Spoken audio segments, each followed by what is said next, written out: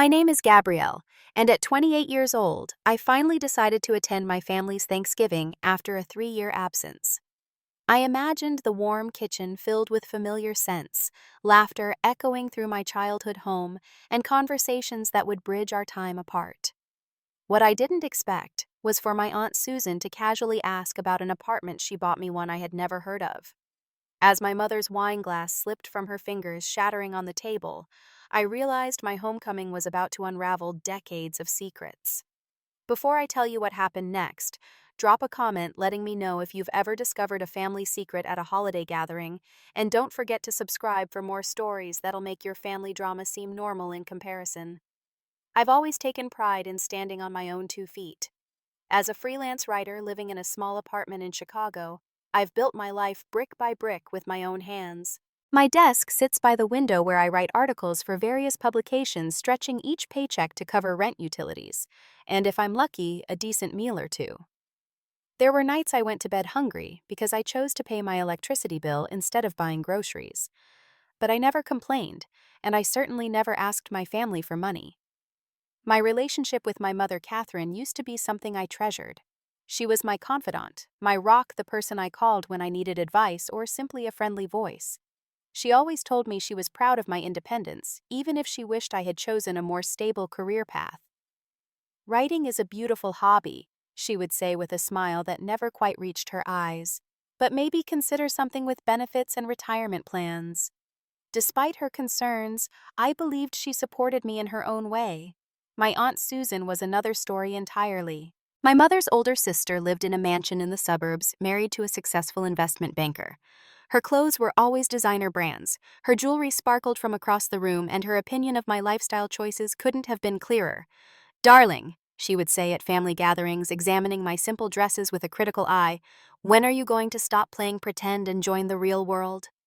Her words always stung, but I dismissed them as the ramblings of someone who couldn't understand passion over profit. Financial struggles had been my constant companion since graduating college. I remember calling my landlord to negotiate payment extensions, picking up extra freelance work that kept me up until 3 a.m., and calculating exactly how many meals I could get out of a bag of rice and beans. Through it all, I never once considered asking my family for help. My pride wouldn't allow it, and besides, writing was my dream. I was willing to suffer for it. The 3-year estrangement from my family began after a particularly heated argument about my career choices.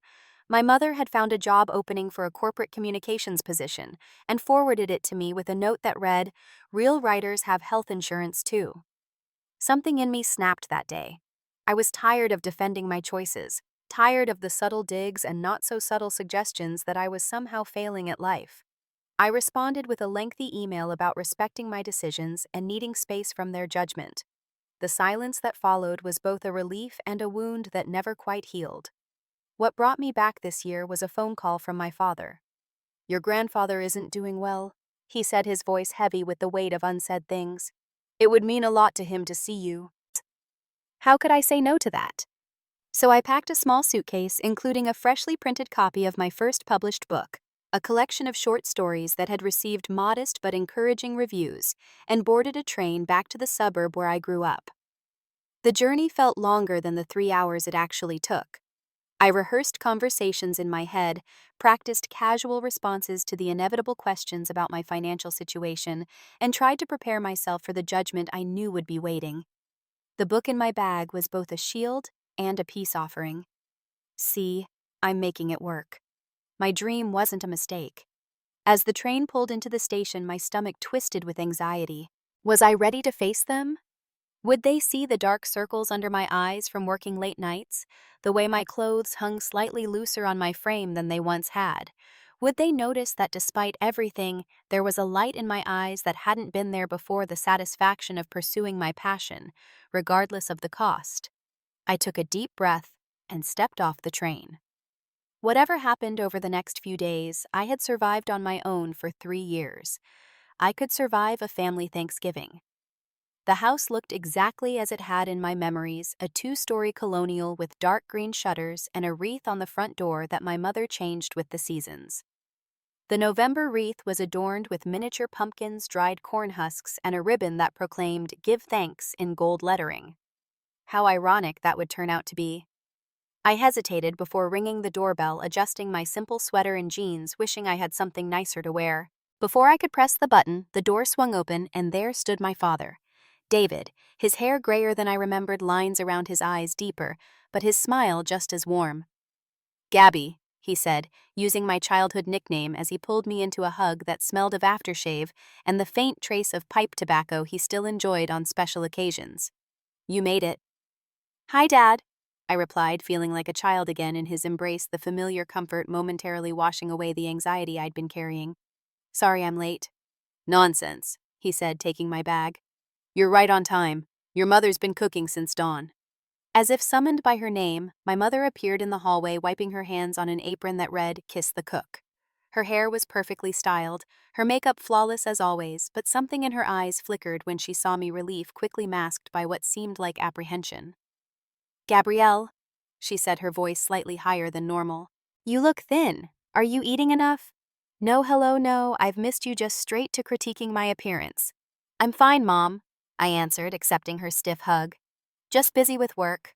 "That writing thing still keeping you occupied?" she asked, already turning back toward the kitchen. "I hope it's starting to pay better than before." Before I could respond, my brother Michael appeared with his wife Amanda. Michael had always been the golden child, business school graduate, successful startup founder, perfect spouse, perfect house in the perfect neighborhood. His casual designer sweater probably cost more than my rent. "Look who decided to grace us with her presence," he said with a smirk that could be interpreted as either teasing or condescending. "The starving artist returns." "Hardly starving," I replied, pulling the book from my bag. "Actually, I brought you all something. My first published collection." The room fell into an uncomfortable silence as I handed the book to my mother. She took it gingerly, as if it might bite, then placed it on a side table without opening it. "That's nice, dear. Will there be any money in that?" I swallowed my disappointment. "There already has been. The advance was modest, but the reviews have been good." "Well, isn't that something?" my father said, genuine pride in his voice that made me want to hug him again. "We'll have to get you to sign it for us later." My mother quickly changed the subject. "The turkey will be done in an hour. Michael, why don't you tell Gabrielle about the new expansion your company is planning?" And so it began, the careful dance around anything related to my financial situation or career choices. Michael dominated the conversation with talk of investment rounds and profit margins, while my mother nodded enthusiastically, interjecting with, "Isn't that wonderful?" at regular intervals. My father squeezed my shoulder occasionally, a silent show of support that kept me from excusing myself to the bathroom to scream. Salvation came in the form of my grandfather Harold, who shuffled into the room using a cane I'd never seen before. At 82, he still stood tall, though his movements were slower than I remembered. "There's my favorite word spinner," he announced, his voice strong despite his frail appearance. "Come give your old grandpa a hug and tell me about this book everyone's ignoring." I crossed the room to embrace him, fighting back tears at his simple acknowledgement of my accomplishment. He smelled of mint and the wool sweater he'd worn for as long as I could remember. "It's good to see you, Grandpa," I whispered. "I've missed you." "Missed you too, kiddo. Now is there somewhere quieter we can talk? These ears aren't what they used to be, and I want to hear all about your writing." My grandfather had always been my ally, the one person who never questioned my choices. An English professor before retirement, he had been the one to give me my first journal, the one who slipped me books by female authors and said, "These women changed the world with their words. You can too." We settled in my father's study, a room lined with books and smelling of leather and paper. For the first time since arriving, I felt myself relax. "I read your book," he said, surprising me. "Ordered it online the minute it was available." "You did, but it just came out last month." "And I've already read it twice." He patted my hand. "You've got the gift, Gabby. Your stories have truth in them even when they're fiction. That's rare." Tears pricked at my eyes. "Thank you. That means everything, especially since—" I trailed off, not wanting to criticize the rest of the family. "Especially since the others haven't bothered," he finished for me. "They will in their own time. Some people need success to be packaged a certain way before they recognize it." Our conversation was interrupted by the sound of the front door opening, followed by my mother's overly enthusiastic greeting. "Susan, you made it." My grandfather rolled his eyes. "Brace yourself," he muttered. "Hurricane Susan has made landfall." We rejoined the others in time to see my Aunt Susan making a grand entrance. Her camel hair coat probably cost more than 3 months of my rent, and diamonds glittered at her ears and throat. "There's the prodigal niece," she exclaimed upon seeing me air-kissing near both my cheeks. "Still playing with your little stories, darling." "Published now, actually," I replied, forcing a smile. "How quaint," she said, already turning away to distribute expensive-looking gifts to everyone. I noticed my mother shooting Susan a warning glance which Susan either didn't see or chose to ignore. Dinner was announced shortly after, and we gathered around the dining table laden with traditional Thanksgiving fare. My mother had outdone herself with a golden brown turkey, 3 types of stuffing cranberry sauce, both homemade and from a can, for tradition's sake, mashed potatoes, sweet potato casserole, green bean casserole rolls, and 4 different pies waiting on the sideboard. As we settled into our seats, I noticed my mother positioned me as far from Susan as possible. Strange considering they usually stuck together like glue at family gatherings. Throughout the meal, I caught my mother and Susan exchanging looks that seemed loaded with meaning. Once I approached them when they were whispering near the kitchen, and they immediately separated my mother's laugh too high and too loud as she asked if I wanted more wine. Something was definitely off, but I couldn't put my finger on exactly what it was.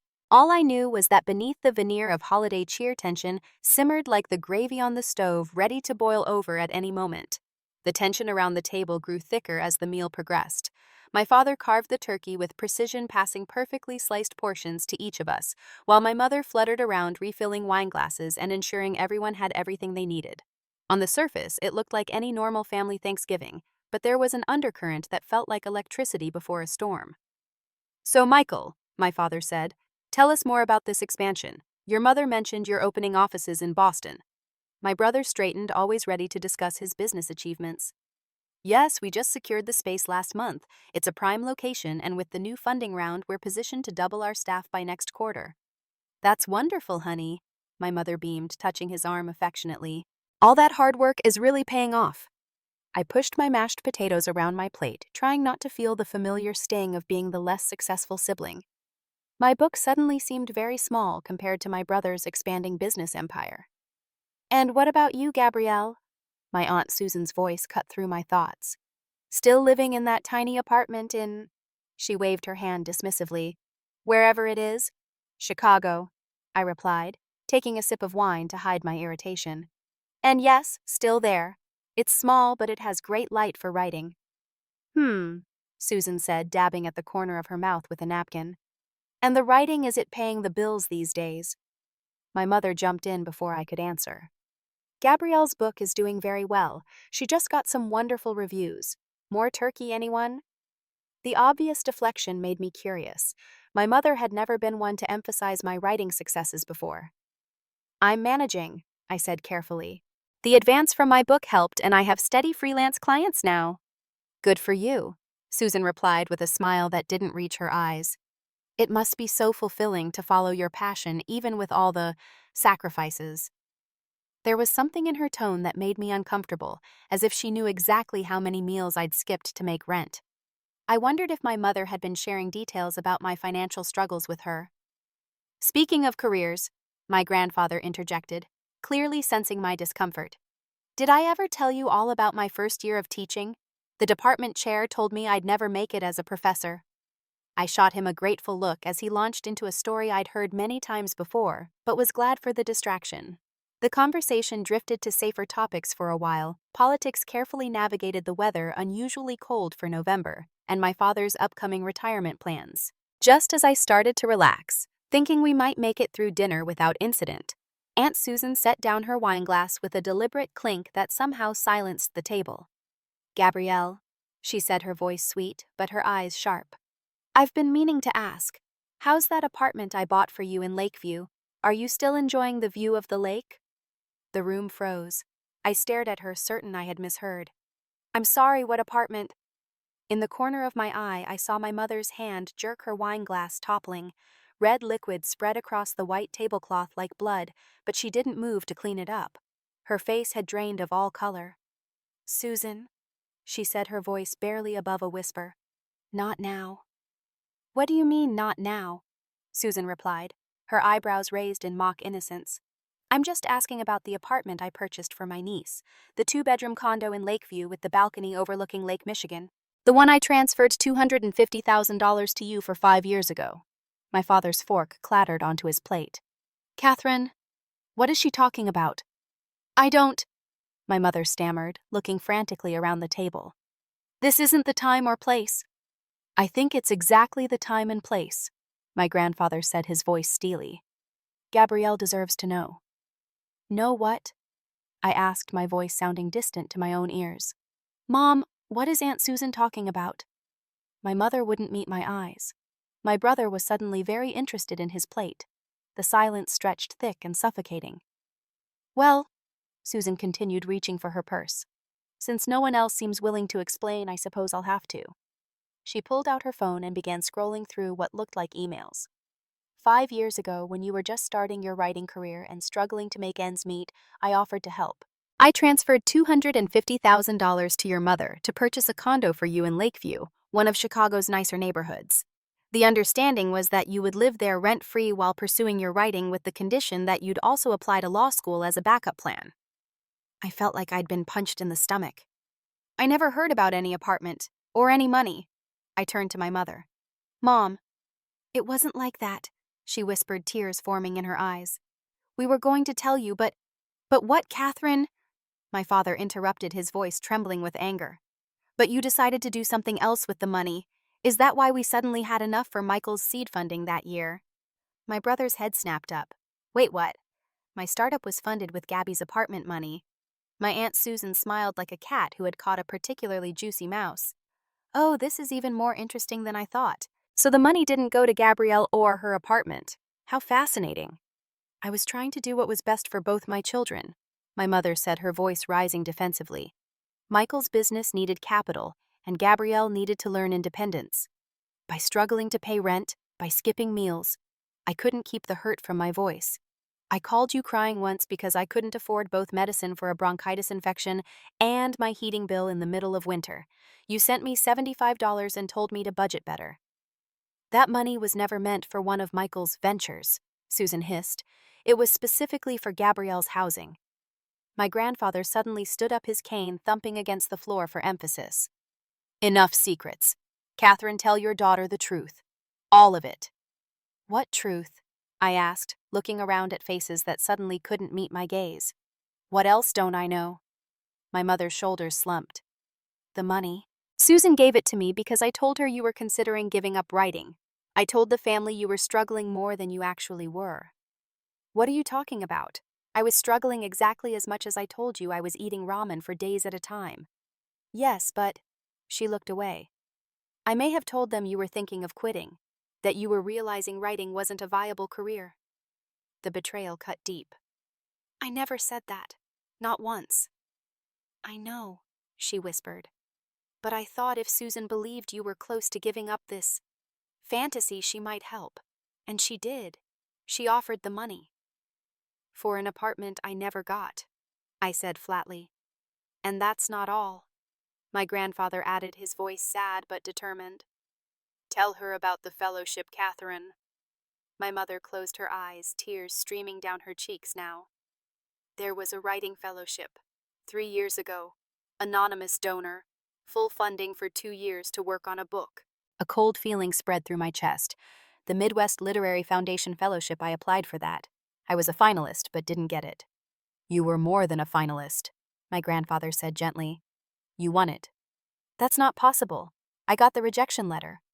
A letter your mother intercepted and changed, he said, looking at my mother with deep disappointment. The room spun around me. You what? I was trying to protect you, my mother cried. Writing isn't a stable career. I wanted you to choose something sensible, something that wouldn't leave you vulnerable and struggling. So you made me vulnerable and struggling. I pushed back from the table, needing distance from everyone.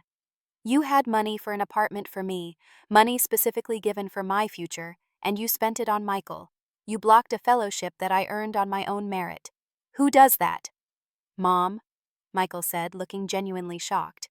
Tell me you didn't use Gabby's money for my company. Tell me I earned that seed funding.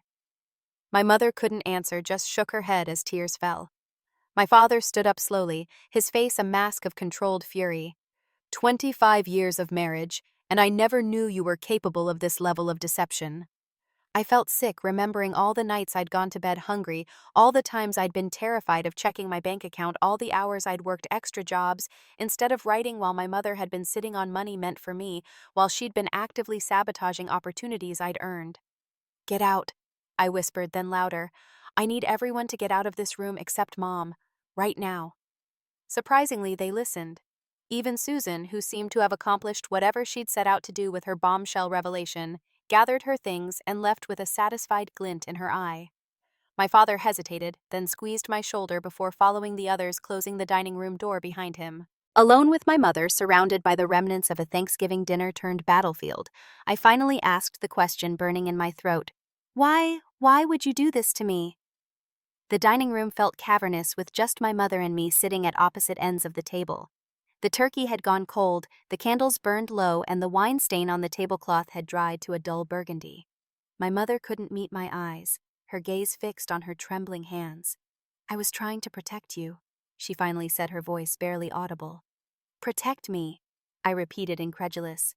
"From what? Having a place to live, from pursuing my dreams without worrying about starving?" She flinched at the harshness in my voice, but continued.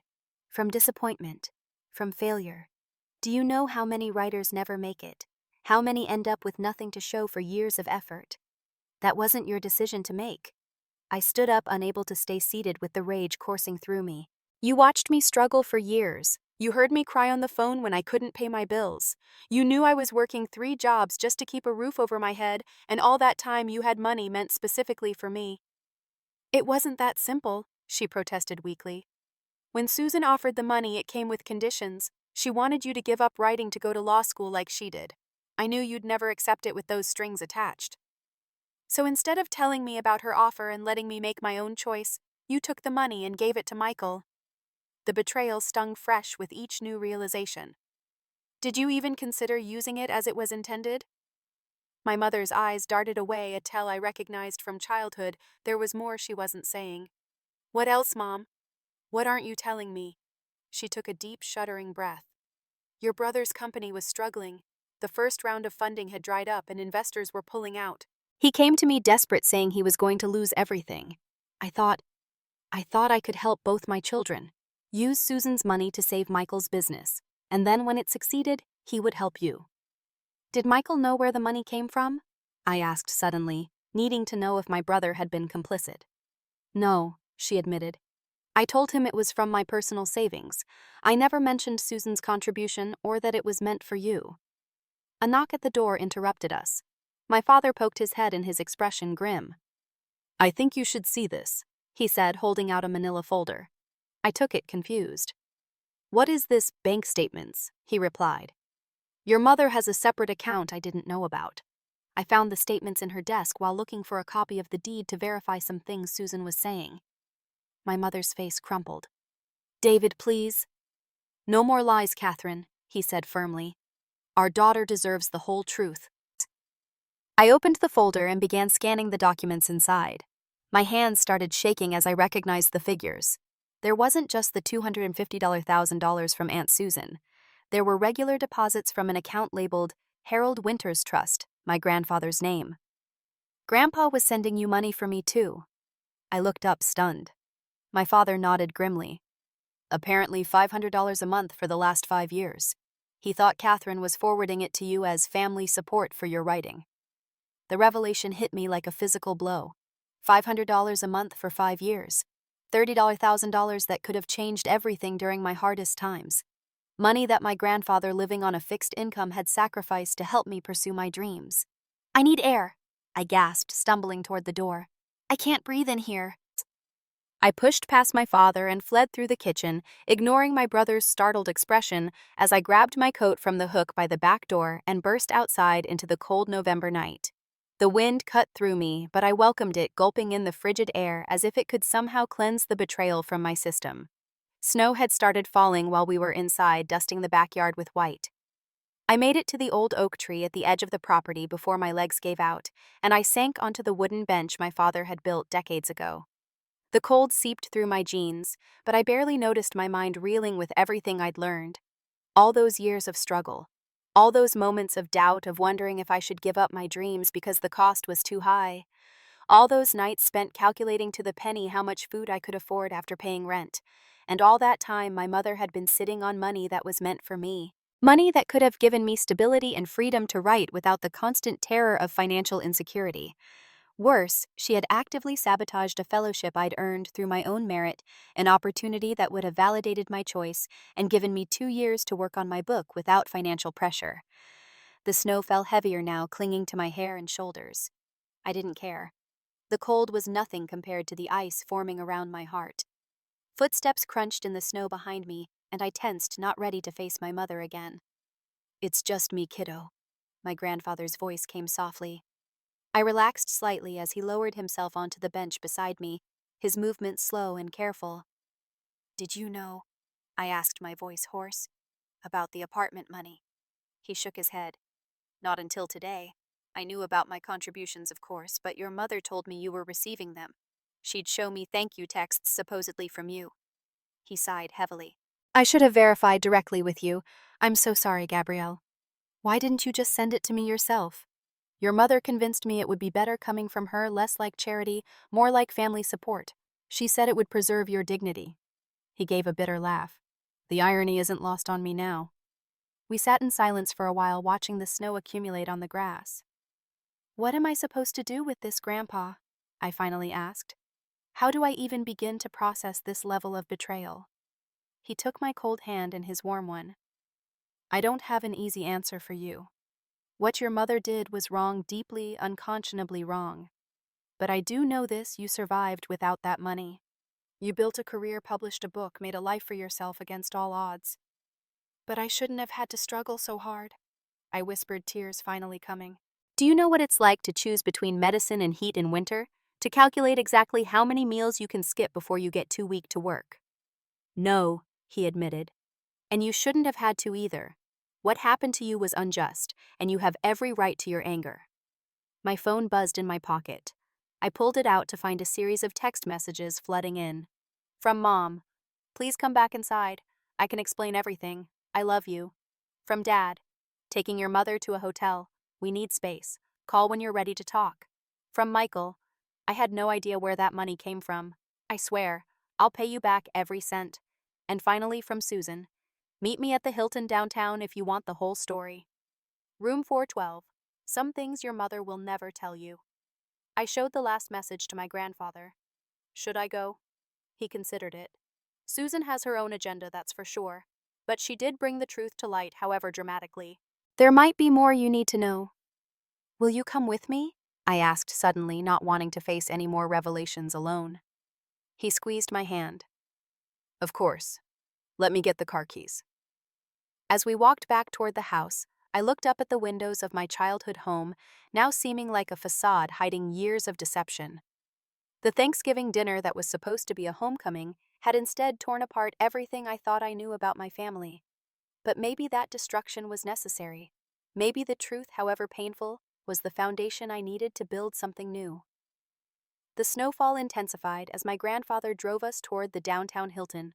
Windshield wipers battled against the flurries and the heater hummed quietly, neither of us speaking for most of the journey. My mind replayed the evening's revelations on an endless loop, trying to make sense of my mother's actions. "Your grandmother would have been furious about all this," my grandfather said, suddenly breaking the silence. "She always said the cruelest thing you can do to someone is take away their choices." I turned toward him, seeing the profile of his face illuminated by passing streetlights. "I never thought Mom would do something like this. I always believed that even if she didn't understand my choices, she respected them." "Your mother has always struggled with control," he replied, slowing for a red light. "When she was a child, she organized her dolls by height and would cry if anyone moved them. In college, she planned her courses 4 years in advance and never deviated. When you showed artistic tendencies, it terrified her because creativity is inherently unpredictable. That doesn't excuse what she did." "No," he agreed. "It doesn't. But it might help you understand it wasn't about not loving you. It was about her own fears." We pulled into the hotel parking lot, and I steeled myself for whatever new revelations awaited. The lobby was decorated for the holidays, a large Christmas tree already standing in the corner, despite Thanksgiving not yet being over. The incongruity matched my mood, everything normal on the surface, all wrong underneath. In the elevator, my grandfather asked, "Are you sure you want to do this tonight? It's been a lot already." "I need to know everything," I replied. "All of it all at once. I can't handle any more drip feed revelations." Room 412 was at the end of a long hallway. I knocked firmly, hearing movement behind the door before it swung open to reveal my Aunt Susan still in her Thanksgiving outfit, but with her shoes off and a glass of whiskey in hand. "Well, this is unexpected," she said, eyeing my grandfather. "I thought you'd come alone." "I'm not here to play games," I said, pushing past her into the room. "You said you have information. I want to hear it." She closed the door with a shrug. "Fine by me. Harold can hear this too. He's as much a victim as you are." The hotel room was a suite with a small sitting area where Susan had apparently been working. Papers were spread across the coffee table and a laptop was open displaying what looked like financial records. "Have a seat," she offered, gesturing to the sofa. "Whiskey. You look like you could use one." I declined, but my grandfather accepted. "After tonight, I think I've earned it." Susan settled into an armchair across from us. "So you now know about the apartment money and Harold's monthly contributions. But there's more." "Of course there is," I muttered. "Your mother didn't just intercept the fellowship letter." Susan continued, sliding a folder across the table. "There were other opportunities too. A writer's residency in Vermont, a teaching position at a small liberal arts college that specifically requested you based on some articles you'd published, a potential book deal with a small press that tried to reach you through your mother when they couldn't find direct contact information." My stomach twisted as I flipped through emails and letters, all addressed to me, all showing opportunities I'd never known existed. "How did you get these?" I asked. "Catherine has been sloppy," Susan replied, sipping her whiskey. "She used the same password for everything your birthday, by the way. When I became suspicious about the apartment money never being mentioned by you, I did some digging. Found these in her email archives." Why would she do this? I whispered, more to myself than to them. Why sabotage me so thoroughly? Susan leaned forward. "Because your success as a writer would prove her wrong. She's been telling this family for years that your choice was foolish, that you'd never make it. Every achievement you earned threatened that narrative." "But she's my mother. She's supposed to want me to succeed." "She wanted to be right more than she wanted you to succeed on your own terms," Susan said bluntly. "And then there's Michael." "What about him?" "Catherine has always favored him, surely you noticed. His conventional path, his business degree, his willingness to follow her advice. When his company started failing, she panicked. Using my money to bail him out while letting you struggle was in her mind the logical choice. She thought his success would eventually benefit everyone while your writing was just a hobby." The casual dismissal of my life's passion, even secondhand, stung. "And the fellowship. How does sabotaging that help Michael?" "It doesn't," my grandfather interjected. "That was purely about control. If you'd received that fellowship, you would have had validation, connections, freedom. You wouldn't have needed Catherine's approval anymore." Susan nodded. "Exactly. And there's one more thing you should know." She pulled out another document. "The apartment I intended to buy for you, I had it put in your name, not Catherine's. The money was transferred, but the purchase never went through because she diverted the funds. But my lawyer had already filed preliminary paperwork listing you as the owner. Technically, Catherine committed fraud by using that money elsewhere without your consent." "Are you suggesting I press charges against my own mother?" I asked, horrified. "I'm suggesting you have leverage," Susan corrected. "Catherine is terrified of scandal. The threat of legal action might be enough to secure proper restitution." My grandfather set down his glass. "Susan, what's your angle here? You've never been this invested in Gabrielle's welfare before." Susan's perfectly composed face showed a flash of emotion before she controlled it. "Let's just say I recognize the pattern. Catherine did something similar to me years ago, convinced our parents to fund her college instead of my art school dreams, said it would be wasted on me." She looked at me directly. "I don't particularly like you, Gabrielle, but I respect your determination, and I despise seeing Catherine do to you what she did to me." The revelation of this decades-old sisterly wound explained much about their relationship. Susan hadn't exposed the truth out of kindness to me, but out of lingering resentment toward my mother. "What do you want me to do with all this information?" I asked, feeling overwhelmed. "That's entirely up to you," Susan replied. Confront her, sue her, forgive her, cut her off completely. I don't actually care what you choose as long as you make the choice with full knowledge of what she's done. I gathered the papers, trying to process everything. I need time to think. Of course, Susan said. Oh, and I've booked this suite for the next 3 days. The second bedroom is yours if you need a place to stay while you figure things out. The offer surprised me. Thank you, but it's not charity, she interrupted. Consider it partial repayment of what should have been yours years ago. My grandfather and I left shortly after taking the elevator down in silence. In the lobby, he turned to me. What will you do now? I looked down at the folder in my hands, heavy with evidence of years of betrayal. I don't know yet, but I know I can't just let this go. I need to confront her, all of them, with the whole truth. Whatever you decide, he said, hugging me tightly. I'm on your side. I always have been. As we stepped back into the snowy night, I realized that amid all the pain and betrayal, there was something strangely liberating about finally understanding why my path had been so difficult. The struggle hadn't been my failure. It had been engineered by someone who should have supported me most. Tomorrow, I would face my mother again. But tonight, I would check into Susan's offered hotel room, sleep on clean sheets in a space untainted by family deception, and begin planning my next move. For the first time in years, I felt a clarity of purpose that transcended even my writing. This wasn't just about money or opportunities lost. It was about reclaiming my narrative from someone who had tried to rewrite it without my permission. I barely slept that night, my mind churning with revelations and possibilities. By morning, I had made my decision. I would confront my mother, but not in anger or with threats. I would demand the complete truth, and then I would decide what justice looked like for me. After a quick shower and coffee from the hotel room machine, I texted my father. Coming to talk with Mom today? Are you still at the Marriott? His response came quickly. Yes, room 305. She's been up all night crying. Be gentle if you can. The request irritated me. Be gentle with the woman who had systematically undermined my dreams and stolen opportunities meant for me. But I understood my father was caught in an impossible position between his wife and daughter. I took a cab to their hotel, rehearsing what I would say. When I knocked on the door, my father answered, looking 10 years older than he had yesterday. Behind him, I could see my mother sitting on the edge of the bed, her eyes red and swollen. Gabrielle, she said, her voice cracking. You came. I'm not here for reconciliation, I said clearly, stepping into the room. I'm here for the truth. The complete truth, with no more revelations waiting to surprise me later. My father touched my arm. I'll leave you two to talk. No, I said firmly. I want you to stay. You deserve to hear this too. My mother's hands trembled as she clasped them in her lap. Where should I start? Start with why. Why did you decide that your agenda for my life was more important than what I actually wanted? Why did you think it was okay to hide opportunities from me, to lie about money that was meant for me? She took a shuddering breath. I was terrified for you. When you announced you wanted to be a writer, all I could think about was how hard that life would be. The rejection, the financial insecurity, the lack of structure. I convinced myself that if I made it harder in the short term, you'd give up and choose something more secure. That wasn't your decision to make, I said, fighting to keep my voice steady. I know that now, she whispered. But I was jealous. The admission surprised me. Jealous of what?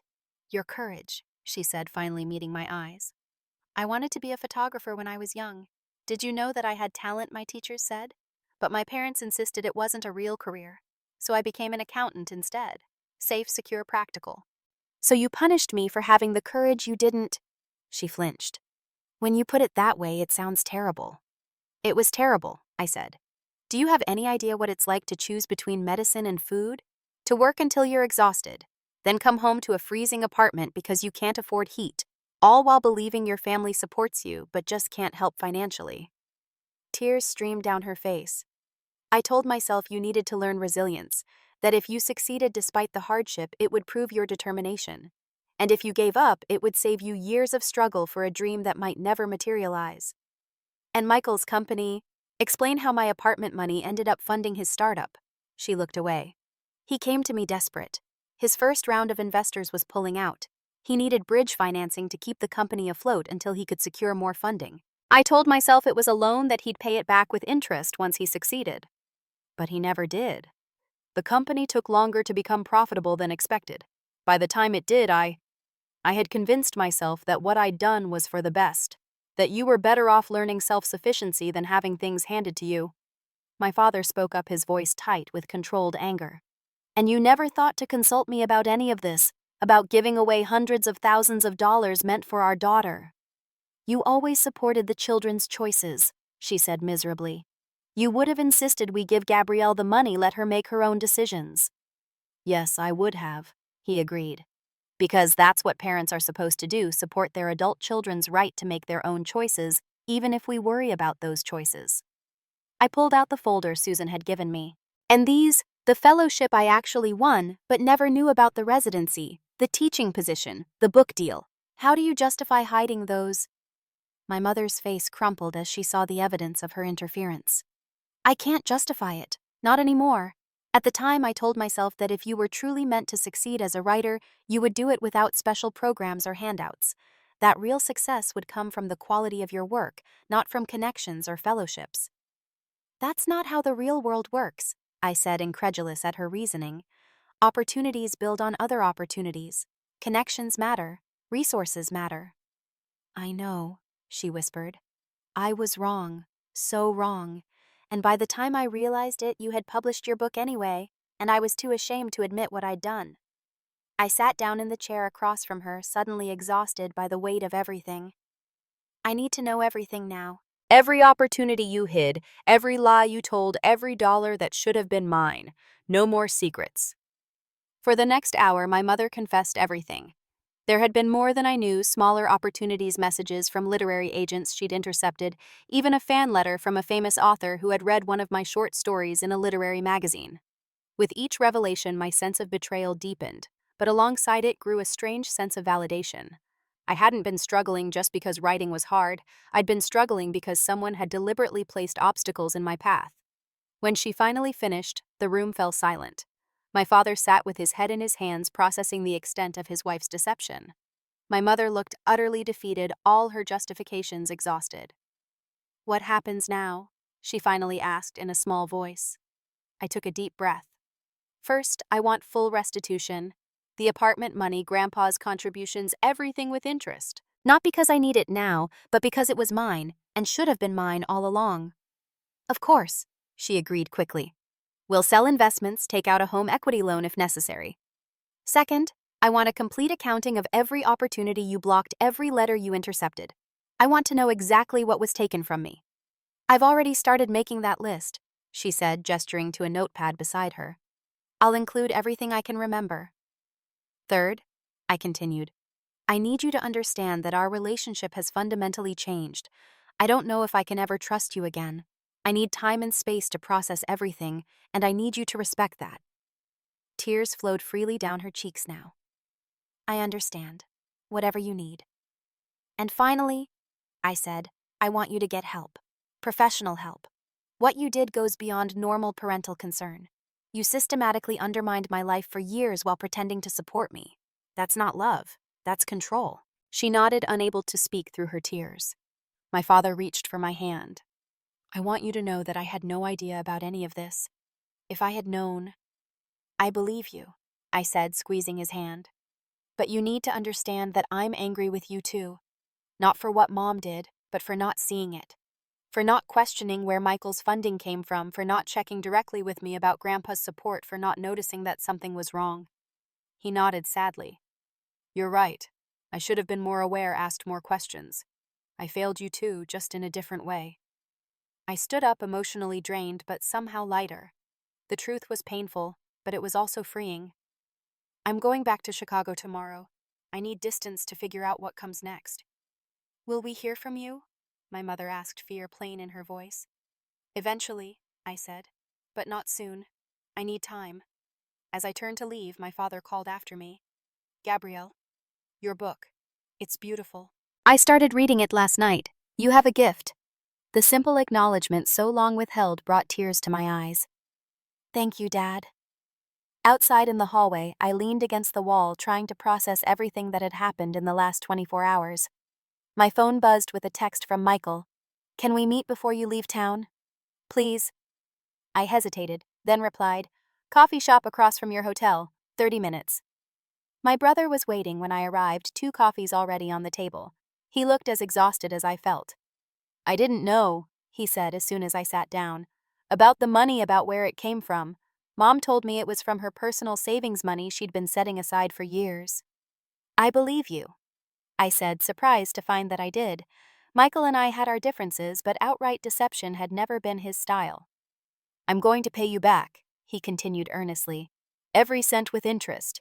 The company's doing well now, I can liquidate some of my shares. It's not about the money, not really, I said, wrapping my hands around the warm cup. It's about the choice that was taken from me. I might have chosen to help you anyway if I'd known about the money, but I never got to make that decision. He nodded, understanding. For what it's worth, I always respected your writing, even if I didn't show it. It seemed braver somehow, following your passion instead of the safe path. We talked for almost an hour, gradually shifting from the betrayal to memories of childhood to his current life and mine. For the first time in years, we spoke as equals, neither one of us trying to prove our life choices were superior. As we parted, he hugged me awkwardly. Don't cut us all off because of what Mom did. Dad and we want to be part of your life. I won't, I promised. But I need time. My grandfather was waiting at Susan's hotel suite when I returned, concern etched on his face. How did it go? I filled him in on the conversations with my mother and brother, feeling the emotional weight of the day settling over me. What will you do now? He asked when I finished. I sank onto the sofa, suddenly bone-tired. Go home, write, process all of this. Try to figure out what kind of relationship, if any, I want with my mother going forward. He nodded, understanding in his eyes. Some betrayals can't be undone, but they can be survived. Your grandmother and I didn't speak to her parents for 5 years after they refused to attend our wedding because I wasn't Catholic. When we finally reconnected, it was on entirely new terms, adult to adult with clear boundaries. Did you ever truly forgive them? I asked, genuinely curious. Forgiveness is complicated, he replied thoughtfully. I forgave them for my own peace, not because they deserved it. But I never forgot, and our relationship was forever changed. As my grandfather prepared to leave, he pressed a check into my hand. This is a small start on what you're owed. The rest will come, but I wanted you to have something now. I tried to refuse, but he closed my fingers around it. It's not charity, Gabrielle. It's justice. That night, alone in the hotel room, I opened my laptop and began to write. Not my usual fiction, but the raw, unfiltered truth of what had happened, what had been taken from me, and how I was choosing to move forward. The words flowed like a river breaking through a dam, carrying years of unconscious doubt and unworthiness with them. By morning, I had the outline of a memoir, one that would tell not just my story, but the story of anyone who had ever had their dreams dismissed, their potential undermined by those who claimed to love them most. As I typed the working title, The Apartment I Never Knew, I felt something shift inside me, a reclaiming of my narrative that no one could take away again. 6 months after the disastrous Thanksgiving dinner that changed everything, I sat in my new apartment watching the Chicago sunrise over Lake Michigan. Not the apartment my aunt had intended to buy me years ago, but one I had chosen and purchased myself with the restitution money that had finally come through. The journey to this moment had been difficult and painful. After returning to Chicago, I had sought out a therapist specializing in family trauma, spending hours unpacking not just the recent betrayal, but the subtle ways my mother's control had shaped my self-perception over the years. What you're describing is financial abuse and sabotage, my therapist had said during one particularly difficult session. The fact that it came from a parent makes it especially damaging because we're biologically programmed to trust our parents to act in our best interests. The label had been jarring but clarifying. Putting a name to what had happened helped me understand that my anger was justified, my hurt was valid, and my caution about reconciliation was healthy self-protection, not selfishness. The memoir I had started writing the night of my confrontation with my mother had evolved into something deeper, an exploration of parental expectations, the courage to follow one's own path, and the complex nature of forgiveness. When I sent the proposal to agents, the response was immediate and enthusiastic. 3 weeks ago, I had signed a contract with a major publisher for a sum that still didn't feel quite real. My relationship with my family remained complicated. My father called weekly, careful to respect my boundaries while making it clear he wanted to be part of my life. Our conversations had become more honest than they had ever been before. I've been reading about enabling behavior, he told me during a recent call. I see now how I let your mother's controlling tendencies go unchecked for years. I'm working on that in my own therapy. My parents had separated, though not divorced. My father had moved into an apartment of his own, insisting on time and space to reevaluate a marriage built on decades of deception. Michael and I had reached a tentative new understanding. He had followed through on his promise to repay the money his company had received, transferring funds in installments as he liquidated shares. More meaningfully, he had become an unexpected ally, standing up to our mother when she tried to minimize her actions. "What you did to Gabrielle was wrong," I overheard him tell her during a video call. "Stop trying to justify it as motherly concern. You stole from her, lied to her, and actively sabotaged her career. The least you can do is own it completely." As for my mother, our contact had been limited to emails that I read when I felt emotionally prepared. She was seeing a therapist specializing in control issues, and her messages showed glimmers of genuine insight alternating with relapses into justification. "I'm beginning to understand that my behavior came from my own insecurities," she wrote in her most recent email. "My parents raised me to believe that security was the ultimate goal in life, that risks were foolish, and that conventional success was the only measure of worth. I imposed those same limitations on you because I didn't know any other way to parent. It wasn't right, and I'm truly sorry. I hadn't yet decided if or when I might be ready for more direct contact. My therapist encouraged me to trust my instincts and take as much time as I needed. Reconciliation shouldn't be rushed," she advised. "True healing requires accountability, changed behavior over time, and new patterns of interaction. None of that happens quickly." My grandfather had become an even more important presence in my life, calling me twice a week for long conversations about writing family history and my current projects. At 82, he had decided to write his own memoir, and we sometimes exchanged pages for feedback. "Your grandmother would be so proud of you," he told me recently, "not just for your success, but for your courage in facing the truth and setting boundaries." Perhaps the most surprising development had been my evolving relationship with Aunt Susan. We weren't close. Her personality was still too abrasive, her worldview too materialistic for true connection. But I had gained a respect for her forthright nature and her willingness to expose the truth regardless of the fallout. We had met for lunch when she visited Chicago on business last month. Over salads at an upscale restaurant overlooking the river, she had raised her glass in a toast. "To speaking the uncomfortable truth," she said, "and to writing your own story, not the one someone else tries to write for you." The memoir was now nearly complete, each chapter a step in the process of reclaiming my narrative. My editor had called it unflinchingly honest, yet ultimately hopeful, which felt like the perfect description of my journey. The money from the restitution and book deal had transformed my financial reality, removing the constant pressure that had been my companion for so long. But the true transformation had been internal, a shedding of the self-doubt my mother had cultivated, a recognition of my own resilience, and a deeper appreciation for my passion for writing. My first book, the short story collection that had been published just before last Thanksgiving, had gained renewed attention in the wake of interest in my forthcoming memoir. Sales had picked up, reviews had multiplied, and I had even been invited to speak at several writing conferences later in the year. Success had come despite the obstacles placed in my path, or perhaps in some strange way because of them. The struggle had forged a determination in me that might have remained dormant in easier circumstances. As I sipped my coffee, watching the early morning light glint off the lake, I reflected on the paradox at the heart of my story. The apartment my aunt had intended to buy me years ago had never materialized, yet it had ultimately led me to this place physically, emotionally, professionally, that I might never have reached otherwise. The betrayal had been real and painful, the lost opportunities significant. I would never know what path my life might have taken had I received that fellowship, had access to that apartment, had the financial support that should have been mine. But I did know that the person I had become more resilient, more determined, more clear-eyed about human nature and family dynamics was shaped by both the struggle and the revelation of its unnecessary nature. The apartment I had never known about had in its absence taught me valuable lessons about self-reliance, and in its eventual discovery it had taught me equally valuable lessons about standing up for myself, demanding truth, and establishing boundaries.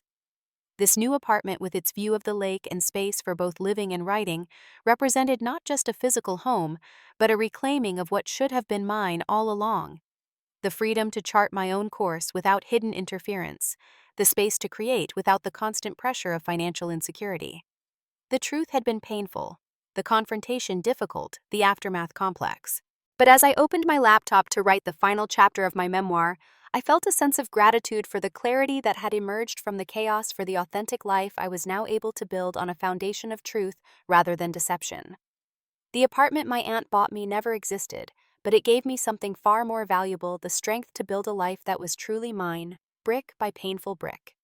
Have you ever discovered a family secret that changed your entire perspective? Has anyone ever hidden opportunities from you that you later discovered? I'd love to hear your stories in the comments. Don't forget to like, subscribe, and share this video if it resonated with you. Your support means everything as I continue sharing these difficult but healing truths. Thank you for listening to my story, and remember, sometimes the most painful revelations lead to the most authentic lives.